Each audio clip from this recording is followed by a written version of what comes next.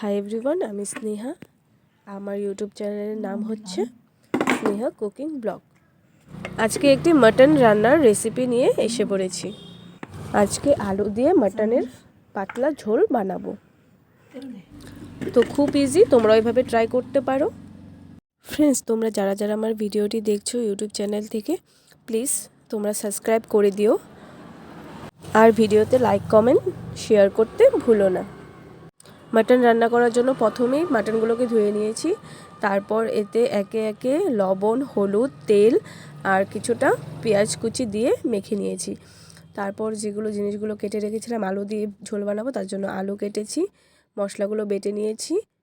মশলাগুলো হচ্ছে জিরা বাটা, আদা বাটা, রসুন বাটা, লঙ্কা বাটা, যেটা সাধারণত আমরা দিতেই হয়, সেগুলোই মশলা দিয়েছি, অন্য কোনো মশলা দিইনি। তো সিম্পলভাবে রান্না করছি। তারপর আলুগুলোকে লাল লাল করে ভেজে নিয়েছি। এইভাবে হয়ে আসলে তারপর এটাকে আলু নামিয়ে নিয়ে তারপর অল্প তেল দিয়ে তাতে গোটা জিরে, শুকনো লঙ্কা, তেজপাতা, গোলমরিচ দিয়ে এটাকে অল্প টাইম ভেজে নেব। যখন অল্প কালা কালা হয়ে আসবে তারপর এটাতে পেঁয়াজ, রসুন দিয়ে ভাজা ভাজা করে নেব। এগুলো ভাজা ভাজা হয়ে আসলেই তাতে বেটে রাখা মশলাগুলো দিয়ে দেব। দেখো আমার ভাজাও হয়ে গেছে। তো এখন আমি মশলাগুলোকে একে একে দিয়ে দেব।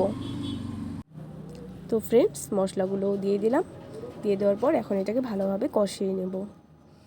যতটুকু টাইম না কষে আসে ততক্ষণ অবধি মাংসটা দেব না।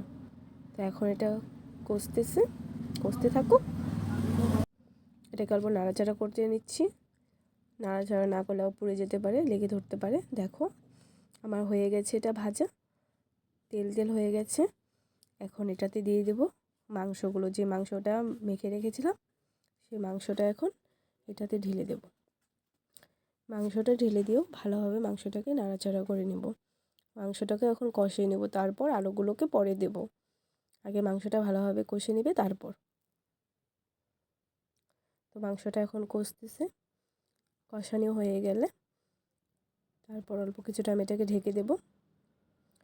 ঢেকে রাখার পর এটাকে আবার নাড়াচাড়া করেই থাকতে হবে অল্প পরপর।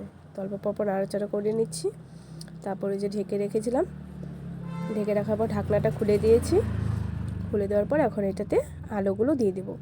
আলুগুলো দেওয়ার পর একটু ভাজা ভাজা করে একটু কষিয়ে নিয়ে তারপর এটাতে গরম জল করেছিলাম সেই গরম জলটা মাংসতে দিয়ে দেব। তারপর যখন ফুটে আসবে তারপর নামিয়ে নেব। ব্যাস, একদম ইজি শর্টকাট রান্না। তো তোমাদের কেমন লাগলো ভিডিওটি প্লিজ কমেন্টসে বলো আর আমাকে সাপোর্ট করো। আমি নতুন,